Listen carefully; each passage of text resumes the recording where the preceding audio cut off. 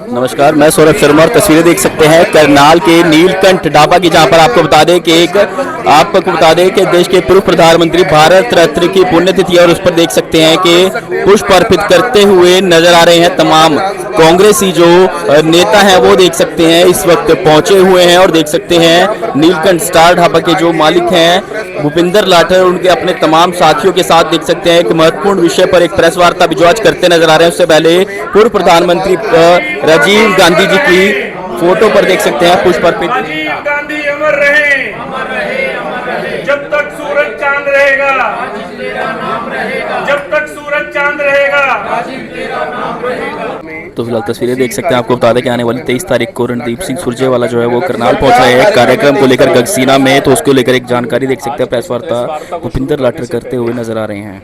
आज हम पुनः स्वर्गीय आदरणीय श्री राजीव गांधी जी को नमन करते हैं। सभी साथी एक जयकारा जरूर लगाएंगे। जब आप सभी पत्रकार बंधुओं का, प्रिंट मीडिया का, सोशल मीडिया के चैनल्स का और सभी आप साथियों का हमारे इस न्योते पे आप सभी आए, हम पूरे कांग्रेस परिवार की तरफ से, कांग्रेस पार्टी की तरफ से आप सभी का स्वागत करते हैं। आज आपको यहाँ न्योता दे करके, प्रार्थना करके बुलाने का एक विषय है। वो विषय है कि हम गांव गगसीना में 23 तारीख को एकता संकल्प समारोह मना रहे हैं, जिसके मुख्य अतिथि राज्यसभा सांसद, जनरल सेक्रेटरी AICC आदरणीय चौधरी रणदीप सिंह सुरजेवाला जी होंगे और उस कार्यक्रम के आयोजक हमारे बड़े भाई सर्वजीत संधू जी गांव गगसीना से, और हम सब टीम मिलकर के इस कार्यक्रम को करेंगे। और ये कार्यक्रम कांग्रेस पार्टी के बैनर तले, कांग्रेस पार्टी की जो विचारधारा है उसको लेकर के किया जा रहा है, जिसका नाम जो हमने रखा है वो एकता संकल्प समारोह के रूप में हम इस प्रोग्राम का आयोजन करने जा रहे हैं। और आप सभी से प्रार्थना है 23 तारीख शाम 4 बजे गांव गगसीना, आपके चैनल के माध्यम से भी जितने हमारे साथी हमें सुन रहे हैं, पूरी करनाल लोकसभा के हमारे सभी साथियों से प्रार्थना है कि आप ज़्यादा से ज़्यादा संख्या में पहुंच करके कांग्रेस पार्टी को मजबूत करें और हमारे नेता, हमारे अभिमान आदरणीय चौधरी रणदीप सिंह सुरजेवाला जी को सुने और राहुल गांधी जी के बताए हुए रास्ते पर और कांग्रेस की विचारधारा के साथ जुड़ करके जो आज देश के मुद्दे हैं, उन मुद्दों को पुरजोर तरीके से उठाएं और राहुल गांधी जी को मजबूत करें। क्या कार्यक्रम उस दिन क्या होने जा रहा है जिसके लिए सुरजेवाला साहब आ रहे हैं?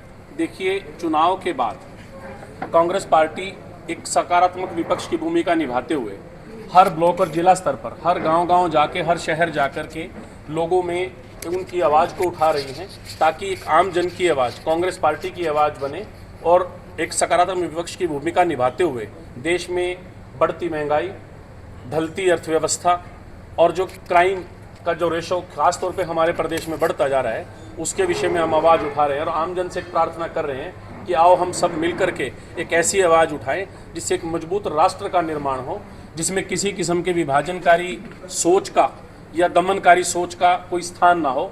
सबको साथ लेकर के, सबका साथ, सबका विकास लेकर के, जो एक्चुअल कागजों में होता है और धरातल पे नहीं होता, कांग्रेस के राज में वो धरातल पे जो राज था, उन्हें वो राज लेकर के आना है, उन्हें वो आधुनिक भारत बनाने की प्रयास करना है, आडंबरों में और अंधविश्वास में नहीं पड़ना है। उसके लिए कांग्रेस पार्टी हर ब्लॉक स्तर पे पूरे देश में ऐसे ऐसे कार्यक्रमों का आयोजन कर रही है और बड़े सौभाग्य से हमारे नेता आदरणीय रणदीप सिंह सुरजेवाला जी और उनकी सारी टीम मिल करके उनका स्वागत करेंगे और करनाल जिले में इस प्रोग्राम को गांव गगसीना में करेंगे। प्रोग्राम है तो जिला अध्यक्षों को, पूर्व विधायकों को भी न्योता दिया जाएगा? सबको न्योता दिया जाएगा, सबको न्योता दिया भी गया है। जिला अध्यक्ष हमारे कहते हैं कि संगठन की सबसे बड़ी ताकत जिला अध्यक्ष होते हैं। हमारे ग्रामीण जिला अध्यक्ष बड़े भाई प्रोफेसर राजेश वैद जी और हमारे शहरी जिला अध्यक्ष बड़े भाई गाबा साहब, दोनों से पहले इस प्रोग्राम की जानकारी लेकर के फिर हम आगे चले हैं। जैसे ही हमें जिला अध्यक्ष ने हमें कहा है कि जी ठीक है, हम भी आएंगे,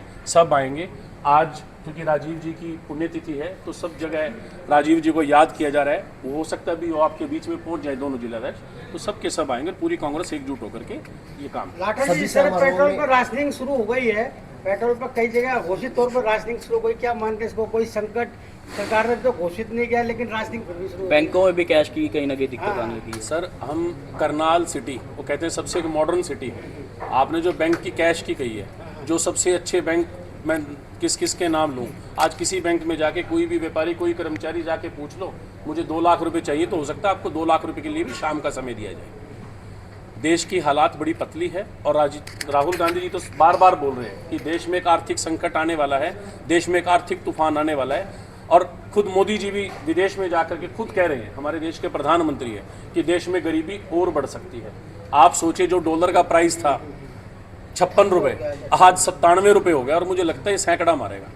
तो इससे देश की अर्थव्यवस्था भी कमज़ोर होती है और देश की जो मासिक स्थिति, जो विदेशों में बैठे हम लोग सोच रहे थे कि हम मजबूत राष्ट्र हैं, हम विकसित राष्ट्र के श्रेणी से भी बाहर हो गए।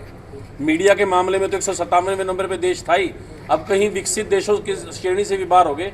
गरीबी रेखा में कहीं नीचे से नंबर आना शुरू हो जाए, हमें उस चीज़ का डर है। इसीलिए राहुल गांधी जी आवाज़ उठा रहे हैं कि आप समझिए, जो पेट्रोल डीजल पिछले 4 दिनों में लगभग 4 रुपये बढ़ चुका है और अभी और बढ़ने वाला है।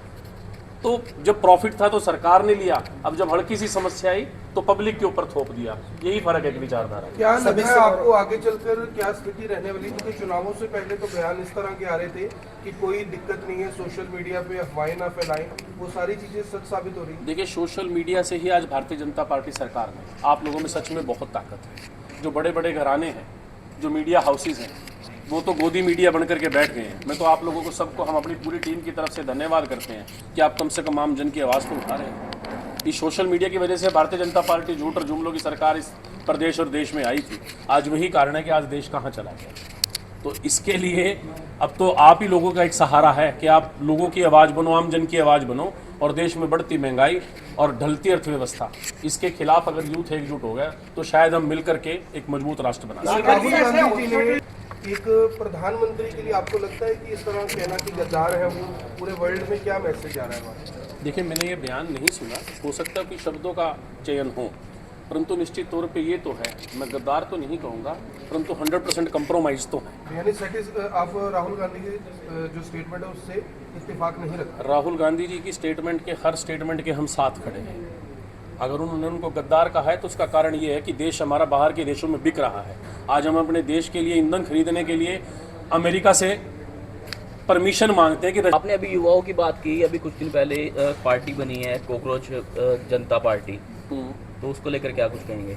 देखिए, मेरे सीजीआई की तरफ से ऐसा बयान आना कि जो बेरोजगार है वो कॉकरोच है, वो पत्रकार बन जाते हैं, और बीजेपी से ज़्यादा फॉलोवर उनके इंस्टाग्राम पे आज के टाइम में हो गए हैं। देखिए, इस इंस्टाग्राम के फॉलोवरों का डर तो बड़ा लगता है भाई। तो अब इनके फॉलोवर्स का देखिए, कुछ भी बयान है, और सीजीआई तो बड़ी प्रतिष्ठित एक राठौर जी, जिस तरह भारत में हॉस्पिटैलिटी इंडस्ट्री इसके बारे में ज़्यादा पता होगा। परंतु आप ये बताइए, पिछले 12-13 साल से जब से भारतीय जनता पार्टी की सरकार इस देश में आई है, एक एमएनसी बता दीजिए जो कोई व्यापार आया हो। हाँ, उंगलियों पे गिन सकते हैं जो जो व्यापार छोड़ के गए हैं। फोर्ड जैसी ऑटोमोबाइल्स की कंपनी देश छोड़ के चली गई, शेवरलेट जैसी कंपनी देश छोड़ के चली गई, हार्ले डेविडसन, ये तो ऑटोमोबाइल्स की बता रहा हूँ।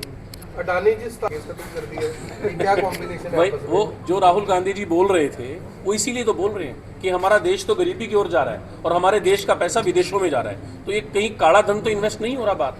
आप सोचिए, कोविड के टाइम पे जो वैक्सीनेशन